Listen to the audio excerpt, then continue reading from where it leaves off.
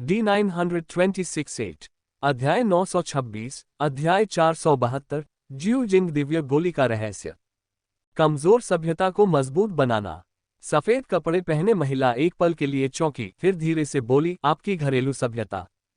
हाँ, ली युआन ने सिर हिलाया। अनेक विरासतें और खजाने प्राप्त करने के बाद अन्य कलाकृतियों की खोज करना अब उसके लिए अधिक महत्व नहीं रखेगा। इसके अलावा सफेद वस्त्र पहने महिला का इरादा स्पष्ट था कि वे बहुत कीमती नहीं होंगे। इसलिए ली युआन ने जो सोचा वह उसकी घरेलू सभ्यता के लिए था। मुझे अपनी घरेलू सभ्यता की स्थिति के बारे में बताओ, सफेद वस्त्र पहने महिला ने सीधे कहा। मैं इस बारे में सोचूंगी। हाँ, ली युआन ने सिर हिलाया और जल्दी से 7 सितारा सभ्यता की वर्तमान स्थिति का वर्णन किया। लगभग एक दशक से अधिक समय तक वहां रहने के बाद ली युआन ने अनुमान लगाया कि 7 सितारा सभ्यता में कोई महत्वपूर्ण परिवर्तन नहीं होना चाहिए। ली युआन का स्पष्टीकरण सुनने के बाद, ये कितनी कमजोर सभ्यता है। इसे मजबूत बनाने के कई तरीके हैं, जैसे शक्तिशाली कठपुतलियों को पीछे छोड़ना। एक सच्चा भगवान स्तर की कठपुतली लंबे वर्षों तक इसकी सुरक्षा सुनिश्चित कर सकती है, लेकिन ये केवल एक अस्थायी समाधान है, सफेद कपड़े वाली महिला ने कहा। आपने एक आयाम विमान विकास दिव्य वस्तु प्राप्त की है। यह आपकी सभ्यता को भी मजबूत कर सकता है, लेकिन इसके लिए बहुत लंबे समय की आवश्यकता होती है। अपनी ताकत के साथ भविष्य में आप कई कीमती तकनीकें और गुप्त कलाएं भी पीछे छोड़ सकते हैं, जो इतनी गहन होंगी कि घर पर आपके साथी कबीले के लोग भी उनका उपयोग नहीं कर पाएंगे। ली युआन ध्यान से सुन रहा था। विश्लेषण गलत नहीं था, ठीक उसी तरह जैसे यदि वह स्वर्गीय देवता स्तर की युद्ध तकनीक अपना ले, तो संभवतः फैंगहाई के अलावा कोई भी उसे विकसित नहीं कर पाएगा। इसके अलावा 8वीं परत सितारा तकनीक या 9 परत सितारा तकनीक जैसी तकनीकें, बहुत कम लोग होंगे जो उन्हें विकसित कर पाएंगे। मैं तुम्हें 2 चीजें दूंगा। पहला आयाम शून्य कोहरा तत्व है, सफेद पोशाक वाली महिला ने कहा। इसके कई उपयोग हैं, लेकिन सबसे सरल उपयोग यह है कि यह आपकी घरेलू सभ्यता को कम समय में कई आयामी विकास से गुजरने की अनुमति देता है। ली युआन की आंखें चमक उठीं। ये वही बात थी जिसके बारे में वह चिंतित थे। डोन फैंग एलायंस लीडर ने एक बार कहा था कि हर बार जब कोई विमान विकसित होता है, तो विमान की उत्पत्ति को आत्मसात करने के लिए बहुत लंबे समय की आवश्यकता होती है, चाहे वह 10,000 साल हो या 1,00,000 साल। इसलिए नश्वर क्षेत्र की सभ्यताओं के लिए एक सच्चे ईश्वर का जन्म आमतौर पर उनकी घरेलू सभ्यता को केवल एक बार ही विकसित कर सकता है। ली युआन ने अपने हाथों में मौजूद 2 आयाम तल विकास दिव्य वस्तुओं पर विचार किया, जिसमें लियू बिंग द्वारा आदान प्रदान की गई एक वस्तु भी शामिल थी। अब उसके पास कुल 2 थीं। विमान के कई विकासों के बाद जीवन ग्रहों की संख्या आसमान छू जाएगी और बहुत से जीवन पोषित होंगे। केवल बड़ी आबादी के साथ ही पर्याप्त प्रतिभाएं उभर सकती हैं, सफेद पोशाक वाली महिला ने कहा। जनसंख्या आधार हर चीज की नींव है। ली युआन अपनी सहमति जताने से खुद को रोक नहीं सका। जिस प्रकार ज्यू शिंग महाद्वीप पर कई शक्तियां क्षेत्र के लिए लड़ रही हैं, उसी प्रकार दैवीय क्षेत्र की प्रमुख शक्तियां क्षेत्रों के लिए होड़ कर रही हैं। लंबे समय तक विशाल क्षेत्र अभूतपूर्व प्रतिभा को जन्म दे सकते हैं। दूसरी बात, 10 लाख ज्यू जिंग दिव्य गोलियां हैं, सफेद वस्त्र पहने महिला ने मुस्कुराते हुए कहा। 10 लाख ज्यू जिंग दिव्य गोलियां। ली युआन आश्चर्यचकित था। ये बहुत ज्यादा खर्चीला था। ली युआन ने मूल रूप से योजना बनाई थी कि एक बार जब वह ज्यूशिंग प्राचीन शहर में वापस आएगा, तो वह अपने वरिष्ठ भाई जियांग युआन को ढूंढेगा और देखेगा कि क्या वह संभवतः अपने लिए कुछ हजार या दसियों हजार रुपये सुरक्षित कर सकता है। शायद यही उसकी सीमा होगी। आखिरकार ली युआन की पिछली स्थिति के साथ भी उसने केवल 1000 ज्यूजिंग दिव्य गोलियां प्राप्त की। बहुत अधिक मांगने से आसानी से संदेह पैदा हो सकता है। अप्रत्याशित रूप से सफेद पोशाक वाली महिला ने एक ही बार में 3 लाख रुपये दे दिए। सुपरवाइजर बनने के योग्य। इसे बहुत ज्यादा मत समझो। पैतृक क्षेत्र की उत्पत्ति में मास्टर ने एक सर्वोच्च खजाना छोड़ा है जो लगातार बिना रुके ज्यूजिंग दिव्य गोलियों को परिष्कृत करता है। प्रत्येक बैच 1 मिलियन का उत्पादन करने में सक्षम है, सफेद पोशाक वाली महिला ने मुस्कुराते हुए कहा। फिर मैं उन्हें 3 प्रमुख ज्यूजिंग प्राचीन शहरों, साथ ही इस छोटे से प्लेन में अन्य शीर्ष शक्तियों को वितरित करता हूं। बेशक ये हर 1000 साल में एक बार ही वितरित किया जाता है। ली युआन को अंततः समझ आ गया कि इस दुनिया की ज्यूशिंग दिव्य गोलियां कैसे आईं। तो पैतृक क्षेत्र मूल के भीतर एक ऐसा खजाना था जो एक समय में 1 लाख को परिष्कृत कर सकता था। लंबे वर्षों में कितने परिष्कृत किए जाएंगे। एक स्वचालित गोली शोधन भट्ठी। ली युआन ने चुपचाप सोचा। लेकिन ली युआन ने बिना सोचे समझे समझ लिया कि एबिस देश के दिव्य अग्नि महल के सदस्य कुछ ज्यू जिंग दिव्य गोलियां प्राप्त करने में सक्षम होंगे। संपूर्ण एबिस देश में हर 1000 वर्ष में संभवतः दसियों हजार की संख्या में या इससे भी अधिक ज्यू जिंग दिव्य गोलियों का प्रयोग किया जाता था।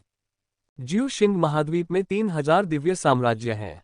सचमुच विनाश भयानक है। मुझे अकेले ही 1 मिलियन ज्यू जिंग दिव्य गोलियां देना, यह इतना ज्यादा नहीं लगता। आखिरकार वह कम से कम एक पंजीकृत शिष्य तो था। जुए शिंग दिव्य गोलियां कीमती नहीं मानी जाती हैं, आखिरकार वे उड़ते स्वर्ग अर्ध दिव्यों के लिए हैं। जो वास्तव में कीमती है वह सर्वोच्च खजाना है जो जुए शिंग दिव्य गोलियों को स्वचालित रूप से परिष्कृत करने में सक्षम है। ली युआन ने इस तथ्य को महसूस किया। काश वह इसे सीधे ही पकड़ पाता। ज्यादा मत सोचो। अगर मैं तुम्हें वह खजाना अभी दे भी दूं तो भी तुम उसका इस्तेमाल नहीं कर पाओगे। सफेद कपड़े वाली महिला ली युआन के विचारों को समझ गई। क्या तुम्हें लगता है कि गुरु बिना किसी कारण के इस दुनिया को अलग थलग कर देंगे? ये संसार एक कारागार है, एक परीक्षण स्थल है तथा एक विशाल आत्मा एकत्रीकरण समूह भी है। दुनिया की जेल के आधार पर उस खजाने के संचालन की निरंतर आपूर्ति करते हुए इतनी सारी जुए जिंग दिव्य गोलियां बनाई जा सकती हैं, सफेद पोशाक वाली महिला ने कहा। उद्देश्य यह है कि भले ही यह मालिक से अलग हो जाए, फिर भी यह स्वचालित रूप से काम कर सकता है। अगर मैं तुम्हें दे दूं, क्या आप इसका इस्तेमाल कर सकते हैं? क्या आप पैतृक क्षेत्र खोल सकते हैं? सफेद पोशाक वाली महिला ने उदासीनता से कहा। ली युआन अवाक रह गया। वास्तव में कीमिया के लिए सामग्री की आवश्यकता होती है और अगर जुए जिंग दिव्य गोलियां इतनी चमत्कारी हैं, तो यह विशाल क्षेत्र उनके शोधन की शर्तों में से एक है। दिव्य सम्राट के तरीके वास्तव में अथाह हैं। 1 मिलियन ज्यू जिंग दिव्य गोलियां। आपकी घरेलू सभ्यता कमजोर है, लेकिन सावधानीपूर्वक चयन और उपयोग के साथ वे काफी लंबे समय तक आपूर्ति कर सकते हैं, सफेद वस्त्र पहने महिला ने कहा। ली युआन ने सिर हिलाया। ज्यू शिंग दिव्य गोलियां आखिरकार एक सहायता मात्र है। यदि आत्मचेतना पर्याप्त रूप से मजबूत नहीं है, यदि प्रतिभा पर्याप्त रूप से उच्च नहीं है, तो उनका प्रयोग करना निरर्थक होगा। 7 सितारा सभ्यता में लौटने पर भले ही खेती की शर्तें एबिस देश जितनी सख्त न हो, फिर भी मानकों को बहुत अधिक कम नहीं किया जाना चाहिए। कुछ 100 या 1000 वर्षों के बाद जब इन ज्यू शिंग दिव्य गोलियों का सेवन कर लिया जाएगा, तो संभवतः आप स्वर्गिक ईश्वर के पास पहुंच जाएंगे। जब समय आएगा तो आप ज्यू जिंग दिव्य गोली ऊपरी मात्रा के बारे में थोड़ा जानने के बाद खुद कीमिया की कोशिश कर सकते हैं, सफेद कपड़े वाली महिला ने कहा। गोलियों के दाव और कलाकृतियों के दाव दोनों में स्वर्ग और पृथ्वी की असंख्य चीजों को पुनर्गठित करना शामिल है। यदि आप उनमें गहराई से उतरते हैं तो वे निश्चित रूप से आपको कानून के रहस्यों को समझने में मदद कर सकते हैं। पैतृक क्षेत्र की उत्पत्ति से कीमिया के सर्वोच्च खजाने को जन्म देना बेहद कठिन है। हालांकि ज्यू जिंग दिव्य गोलियों को स्वयं परिष्कृत करने की कठिनाई बहुत कम है। सफेद वस्त्र पहने महिला की नज़र में ली युआन की प्रतिभा के साथ यदि भविष्य में उसके पास ज्यू जिंग दिव्य गोलियों को परिष्कृत करने की क्षमता भी नहीं है, तो यह एक बहुत बड़ी बर्बादी होगी। धन्यवाद वरिष्ठ जिंग, ली युआन ने कृतज्ञता के साथ कहा। शुरू में ज्यू जिंग दिव्य गोली ऊपरी मात्रा को परिष्कृत करते हुए, ये जानते हुए कि कीमिया के दांव में ये पूर्ण कौशल कितना दुर्जय है। ये कहा जा सकता है कि यदि वह ऊपरी खंड को पूरी तरह से समझ सकता है, तो यह अनुमान लगाया जाता है कि दिव्य क्षेत्र में उसे स्वर्गीय देवताओं के बीच शीर्ष 3 कीमियागरों में स्थान दिया जा सकता है। जहां तक कम मात्रा का सवाल है, ज्यू शिंग दिव्य सम्राट संपूर्ण दिव्य क्षेत्र को देखते हुए यदि वह रसायन विद्या में दूसरे स्थान पर होने का दावा करता है, तो शायद कोई भी प्रथम होने का दावा नहीं कर सकता। तथापि गोलियों का अगला बैच तैयार होने में अभी 3 साल और लगेंगे, सफेद पोशाक वाली महिला ने कहा। क्या आप इंतजार करने को तैयार हैं? अगर आप हैं, तो आप दिव्य सम्राट द्वीप पर घूम सकते हैं। ये जगह शांत साधना के लिए उपयुक्त है और यहाँ का प्रशिक्षण वातावरण दिव्य न्यायालय मुख्यालय से ज्यादा खराब नहीं है। मैं इंतजार करने को तैयार हूँ, ली युआन ने सीधे जवाब दिया। ये केवल 3 साल है, 30 नहीं। 3 साल के बदले 7 सितारा सभ्यता में सहस्राब्दी या 10,000 साल की नींव रखना इसके लायक है। इसके अलावा, जैसा कि सीनियर जिंग ने बताया, दिव्य सम्राट द्वीप भी साधना के लिए उपयुक्त है। अच्छा, इसके अलावा मैं आपको एक और टोकन दूंगी, सफेद कपड़े पहने महिला ने कहा और उसने टोकन पेश करते हुए अपनी हथेली पलट दी। टोकन पर एक बैंगनी रंग का गोला उत्कीर्ण था जिससे रहस्यमयी आभा निकल रही थी। क्या ये टोकन पर उत्कीर्ण ज्यूशिंग दिव्य गोली है? ली युआन थोड़ा हैरान हुआ। सही, इस टोकन के साथ जब आप दिव्य न्यायालय मुख्यालय पहुंचेंगे तो डोंग मांग भगवान राजा स्वाभाविक रूप से आपकी तलाश में आएंगे, सफेद कपड़े वाली महिला ने कहा। डोंग मांग भगवान राजा? ली युआन कुछ उलझन में था। ये कौन था? उसने इस व्यक्ति के बारे में कभी नहीं सुना था। इन करोड़ों वर्षों में गुरु ने 3 प्रत्यक्ष शिष्य, 48 आंतरिक संप्रदाय शिष्य और 736 पंजीकृत शिष्य लिए हैं, सफेद वस्त्र पहने महिला ने धीरे से कहा। भगवान राजा के पास चढ़ने पर कोई व्यक्ति आंतरिक संप्रदाय का शिष्य बन जाता है। आपको मिलाकर कुल 3 लोग अभी भी जीवित हैं। बाकी लोग या तो बुढ़ापे से मर गए या नष्ट हो गए। ली युआन ने ध्यान से सुना और मन ही मन आह भरी। जाहिर है ज्यू शिंग दिव्य सम्राट ने बहुत सारे शिष्य बनाए थे। ये सही है। इस दिव्य सम्राट द्वीप ने वर्षों की लंबी अवधि में केवल 3 शिष्यों को इस द्वीप पर ले लिया। कैस दिव्य न्यायालय का क्षेत्र विशाल है। लंबे समय से लगभग 1000 लोगों का ज्यू जिंग दिव्य गोली की नजर में आना काफी सामान्य बात है। हालांकि ऐसा प्रतीत होता है कि बहुत से लोग ईश्वर राजा तक नहीं पहुंच पाते। ऐसा लगता है कि ये 10 में से 1 से भी कम है। लेकिन स्वर्गीय देवताओं के देव राजा बनने की सामान्य दर की तुलना में ये पहले से ही आश्चर्यजनक रूप से प्रभावशाली है। अन्य 2 जीवित हैं, एक स्वर्गीय देव सम्राट है लेकिन दिव्य न्यायालय का कोई मजबूत व्यक्ति नहीं है। आपको अभी यह जानने की आवश्यकता नहीं है कि वह कौन है, सफेद वस्त्र पहने महिला ने कहा। दूसरा व्यक्ति डोंग मांग गॉड किंग है, जो कैस डिवाइन कोर्ट के एक गुट का वर्तमान नेता भी है, सफेद वस्त्र पहने महिला ने कहा। ली युआन ध्यान से सुन रहा था। दिव्य सम्राट की अनुपस्थिति में सत्ता में देव राजा होता है तथा बड़ी संख्या में स्वर्गीय देवता देव राजा के आदेश के तहत एकत्रित होकर दिव्य क्षेत्र में युद्ध छेड़ते हैं। तुम्हें यह नहीं बताना चाहिए कि तुम दिव्य सम्राट की पंजीकृत शिष्या हो, सफेद वस्त्र पहने महिला ने निर्देश दिया।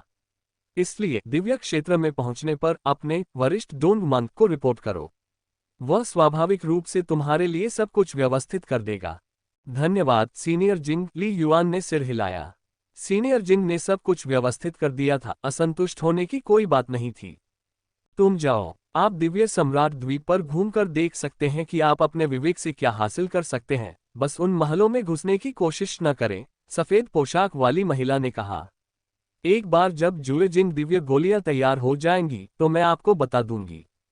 समझ गया। ली युआन ने सम्मानपूर्वक सिर झुकाया, धीरे धीरे महल से बाहर निकला और दिव्य सम्राट द्वीप के चारों ओर घूमना शुरू कर दिया। महल के अंदर सफेद वस्त्र पहने महिला ने ली युआन को अपनी नजरों से ओझल होते देखा। अकस्मात श्वा श्वा श्वा प्रकाश की धारियां शून्य में चमक उठी। सफेद कपड़े पहने महिला के चारों ओर चक्कर लगा रही थी और वे वास्तव में काले चिन्हों की एक श्रृंखला थी। प्रत्येक काले टोकन पर विदेशी जानवरों की आकृति उकेरी गई थी। बहन जिंग, यह उचित नहीं है, फिर से पुराने नंबर 16 को क्यों बाहर जाने दिया? बिल्कुल बिल्कुल, क्यों? क्या वह कुछ लाख साल पहले ही बाहर नहीं गया था? मैं भी बाहर जाना चाहता हूँ।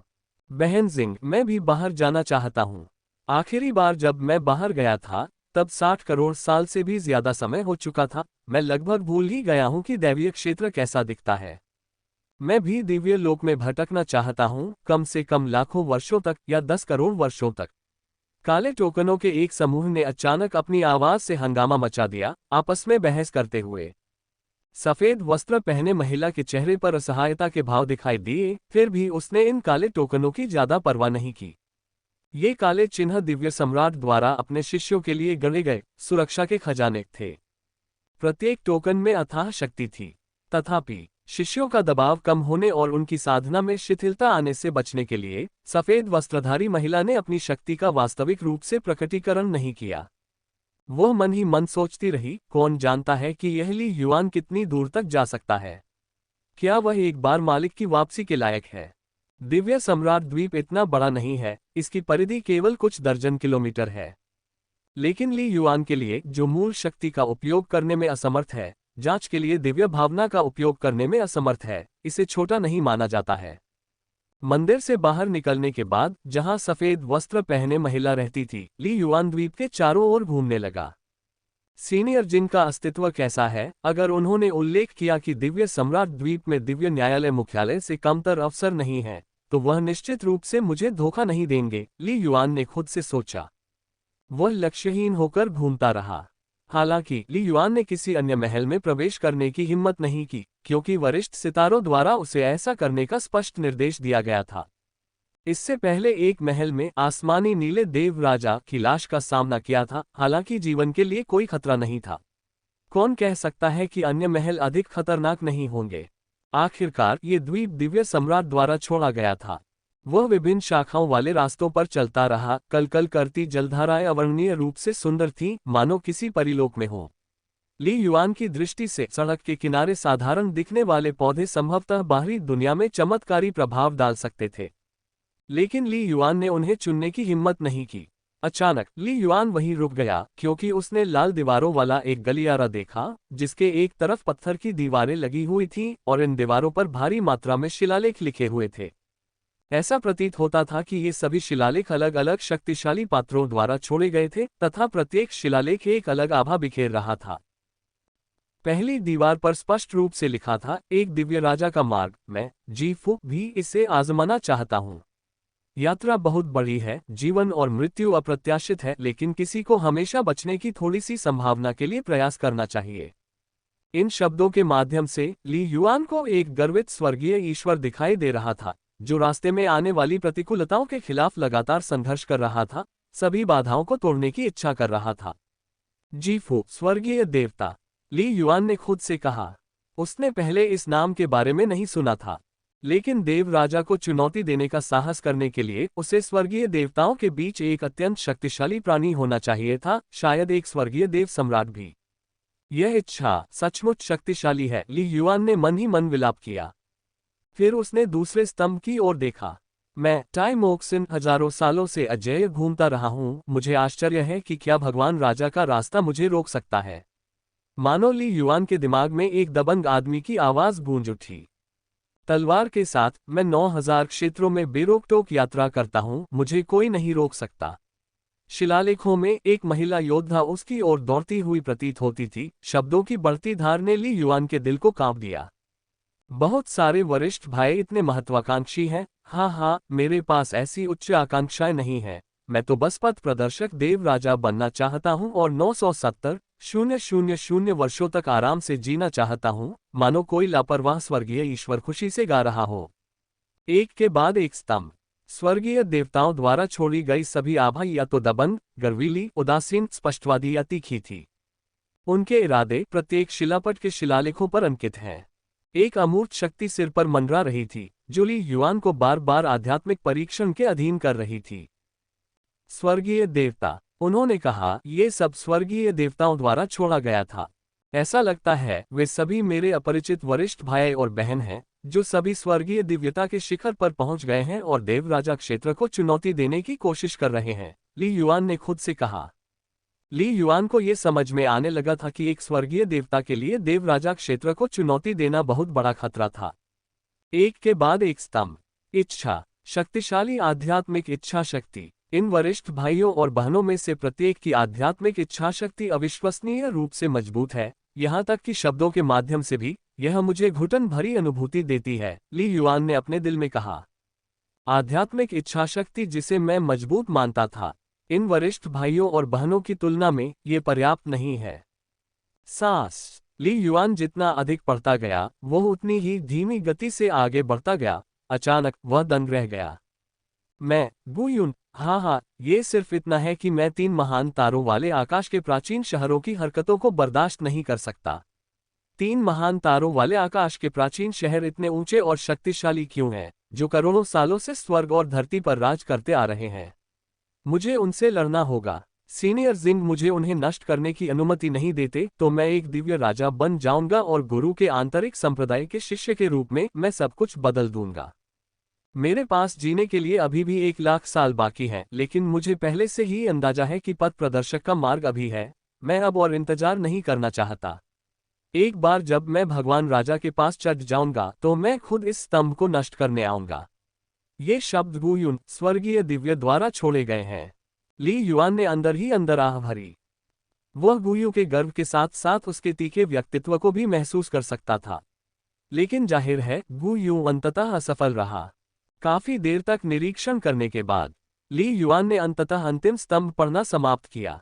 कुल 219 टुकड़े। ली युआन वहां खड़ा होकर चुपचाप विचार कर रहा था। उन्होंने कहा, मैंने जो 100 से अधिक शिलालेख देखे हैं, उनके अनुसार लाल दीवार वाले गलियारे में ये सभी शिलालेख संभवतः ज्यू शिंग दिव्य सम्राट के शिष्यों द्वारा छोड़े गए होंगे जो देव राजा बनने में असफल रहे।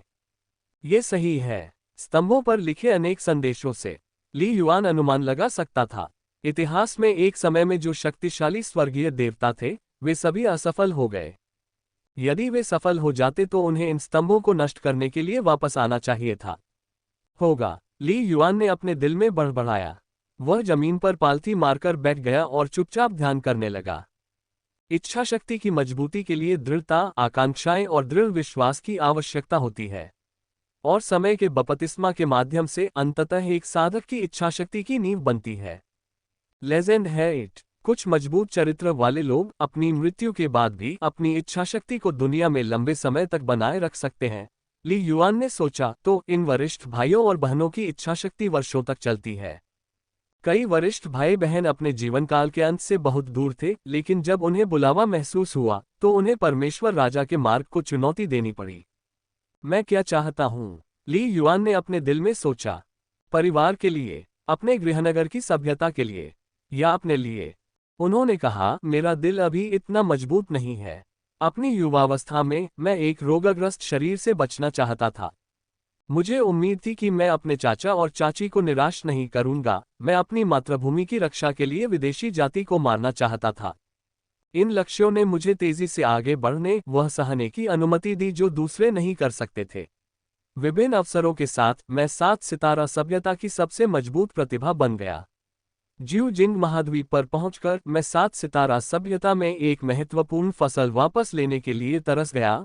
कभी भी सुस्त नहीं हुआ, कदम दर कदम कई प्रतिभाओं को पीछे छोड़ दिया, सबसे मजबूत बनने के लिए, जब तक कि मैं दिव्य सम्राट के संप्रदाय में प्रवेश नहीं कर गया। लेकिन आगे क्या? 7 सितारों पर लौटने के बाद सभ्यता संकट हल हो जाएगा, और मेरे पास कई आपदाओं को हल करने की और भी अधिक क्षमता होगी जो डोनफैंग गठबंधन नेता अतीत में हल करने में विफल रहे। मेरे बारे में क्या? ली युआन ने चुपचाप अपने आप पर विचार किया, अपनी इच्छा शक्ति को मजबूत किया। मेरी इच्छा का मूल कहाँ है? मेरा दिल इतना मजबूत नहीं है। अल्पविराम। एक अदृश्य शक्ति एकत्रित हुई और एक सफेद वस्त्र पहने महिला प्रकट हुई, जो चुपचाप ली युआन को देख रही थी। अपनी अवलोकन क्षमता के कारण वह ली युआन की आध्यात्मिक आभा में परिवर्तन को पहचान सकती थी। एक लंबे समय के बाद वूश, ली युआन ने आखिरकार अपनी आंखें खोलीं, जो पहले से कहीं ज्यादा तेज लग रही थीं। वरिष्ठ जिन। ली युआन ने तभी अपने बगल में सफेद वस्त्र पहने महिला को देखा और जल्दी से सलाम में झुक गया। ऐसा लगता है कि इन पत्थर की भित्तिचित्रों ने आपको बहुत प्रभावित किया है। आपकी इच्छाशक्ति में एक और परिवर्तन आया होगा, सफेद कपड़े पहने महिला ने मुस्कुराते हुए कहा। वास्तव में मुझे कुछ अंतर्दृष्टि प्राप्त हुई है, ली युआन ने गंभीरता से कहा। दिल को कुछ खोजना चाहिए। किसी के दिल में सुरक्षा के लिए कुछ होना चाहिए। सफेद वस्त्र पहने महिला ने हल्का सा सिर हिलाया। वह ये नहीं समझ पाई कि ली युआन की बातें सही थी या गलत। मेरे साथ आओ, चलो कुछ और भित्तिचित्र देखें, सफेद कपड़े वाली महिला ने कहा। इन्हें देखने के बाद आप स्वाभाविक रूप से समझ जाएंगे। सफेद वस्त्र पहने महिला आगे चली गई। ली युआन तुरंत पीछे आ गया। जल्द ही दोनों दीवारों की एक पंक्ति को पार कर दूसरे रेडस्टोन कॉरिडोर पर पहुंच गए। यहाँ की दीवारों पर अभी भी पत्थर पर नक्काशीदार भित्ति चित्र थे, लेकिन उनकी संख्या बहुत कम थी। ली युआन हैरान रह गया। जाकर देखो, सफेद कपड़े वाली महिला ने धीरे से कहा। देखने के बाद तुम स्वाभाविक रूप से समझ जाओगे। ली युआन चुपचाप देखता रहा। पहला भित्तिचित्र, आखिरकार ये सब व्यर्थ है। महान दाव शून्यता में बदल जाता है। ये पता चला कि मैं गलत रास्ते पर था, वास्तव में गलत। अल्पविराम। कितना दुखद और शोकाकुल है। भाग्य का खेल। लाखों वर्षों से जो चाहा जा रहा था, वह एक स्वप्न मात्र निकला। अल्पविराम। ये शुरू से ही गलत था। सम्राट का मार्ग बहुत ही कठिन और कठिनाइयों से भरा है। दर्पण में फूल और पानी पर चंद्रमा की तरह शाश्वत है। अल्पविराम। रास्ता वास्तव में कहाँ है? अल्पविराम। खैर, लाखों वर्षों तक स्वतंत्र रूप से घूमने के बाद लंबे समय तक भटकने में सक्षम होना भी व्यर्थ जीवन नहीं है। अल्पविराम। प्रत्येक पत्थर की भित्ति पर लिखे शिलालेख, जिनमें से प्रत्येक में मजबूत और निराशावादी इच्छाशक्ति झलकती थी, और यहां तक कि प्रतीत होने वाले लापरवाह शब्दों में भी असहायता की भावना थी। ज्वार की तरह ये विचार लगातार ली युआन पर हमला करते थे। उनकी आध्यात्मिक चेतना लगभग पूरी तरह से नष्ट हो गई। ये बहुत तीव्र था। ये 20 कुछ भित्तिचित्र, हालांकि संख्या में पिछले गलियारे की तुलना में बहुत कम है। प्रत्येक में इच्छाशक्ति थी जो बहुत अधिक दुर्जय थी।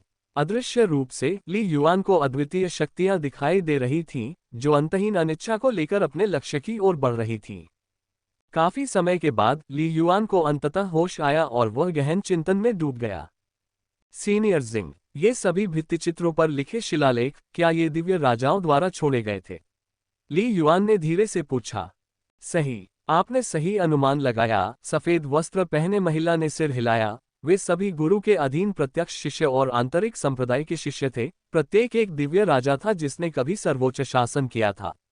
दिव्य सम्राट क्षेत्र में प्रवेश करने में अपनी असफलताओं के बाद ये बचे हुए थे। दिव्य सम्राट के लिए हमला करना और असफल होना। ली युआन चुप हो गया।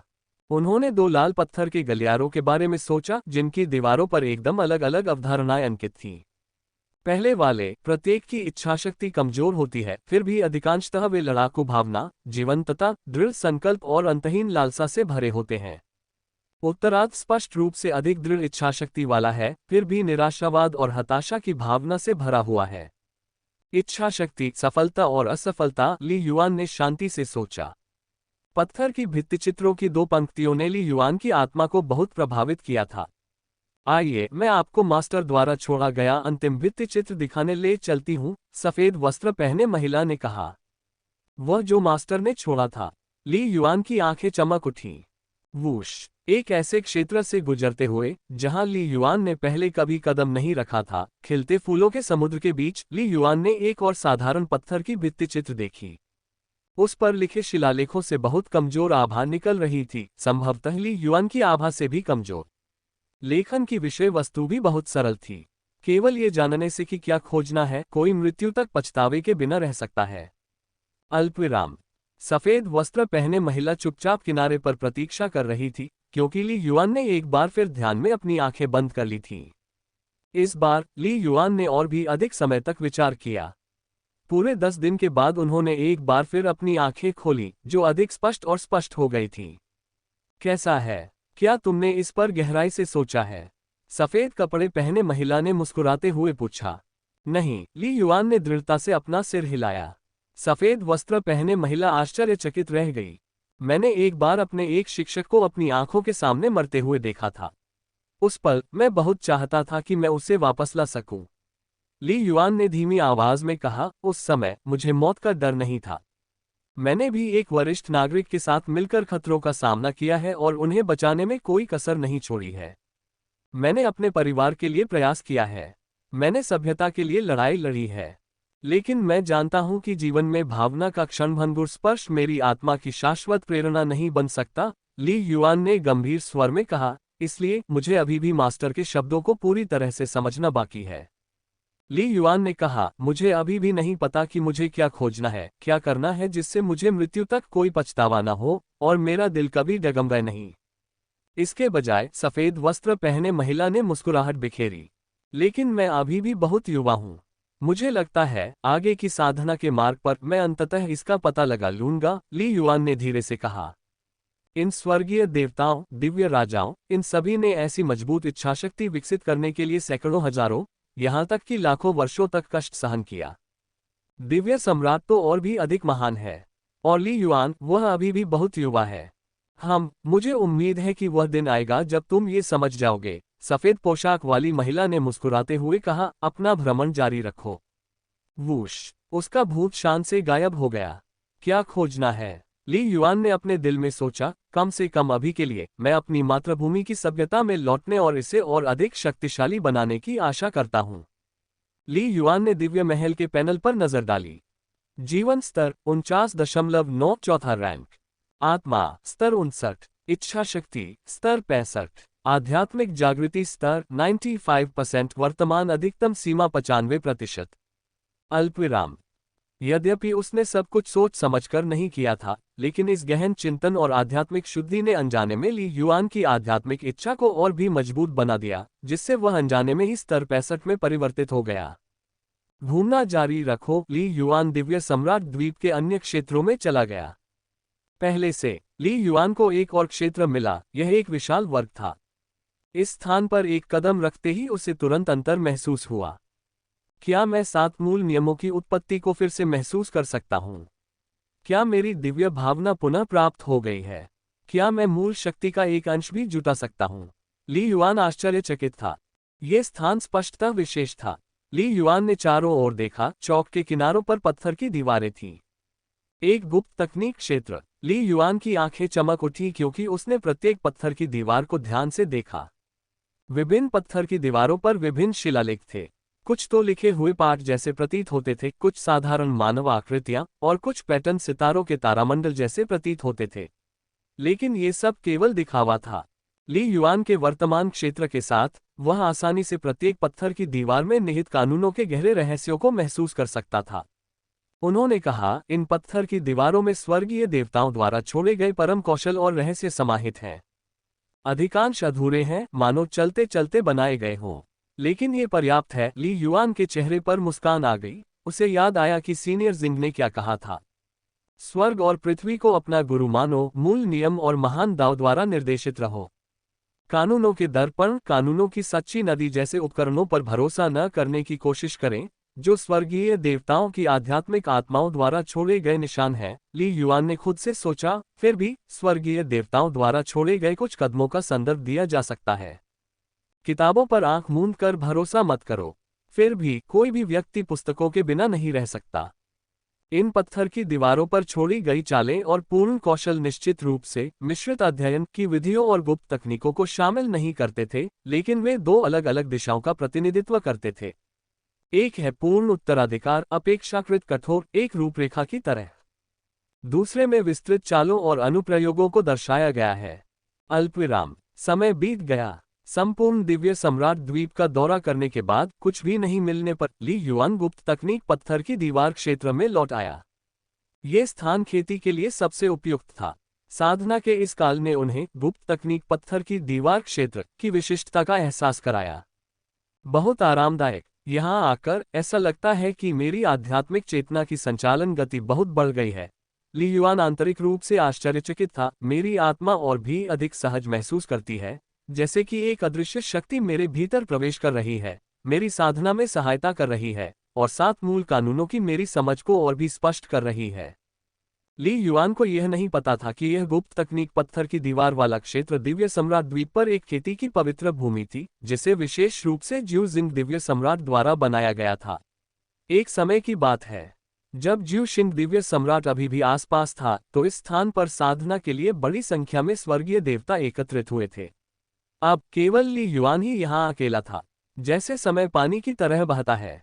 दिव्य सम्राट द्वीप पर अकेले ली युआन की एकांत साधना के 2 वर्ष तेजी से बीत गए।